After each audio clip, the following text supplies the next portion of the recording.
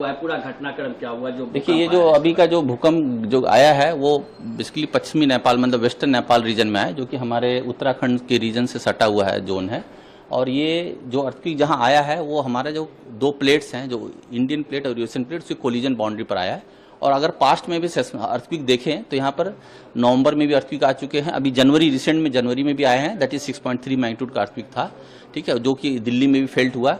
अभी का जो अर्थक्वेक आया है वो अगर यहाँ पर आप मैप देखेंगे तो ये जो है 6.2 का है, जो कि बहुत सैलो डेप्थ पर था, मतलब 5 किलोमीटर डेप्थ पर आया अर्थक्वेक ही आया है, जो कि 14:51 पर आया। और अभी तक इस अर्थक्वेक के आने के बाद, क्योंकि जैसे बड़े अर्थक्वेक आते हैं उसके बाद उसके आफ्टर शॉक्स भी होते हैं, तो ये अर्थक्वेक जो अभी आए हैं उसके अभी तक हम लोग 2 आफ्टर शॉक भी रिकॉर्ड कर चुके हैं इस रीजन में।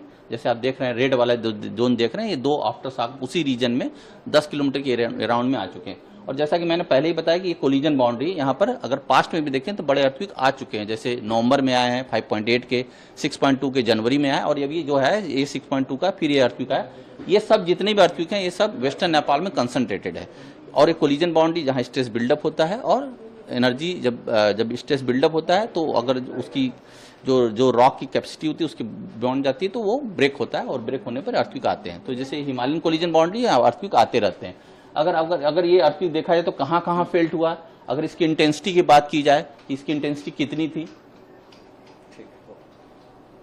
तो अगर यहाँ पर देखें तो इस अर्थक्वेक की इंटेंसिटी अगर देखा जाए तो 6 था, जो कि हम लोग ने इमीडिएटली अर्थक्वेक जैसे डिसमिनेट किया उसका 6। और दिल्ली में अगर आप देखें तो ये स्लाइटली फेल्ट था, मतलब 3 की मैग्नीट्यूड थी दिल्ली रीजन को जो कवर करता है।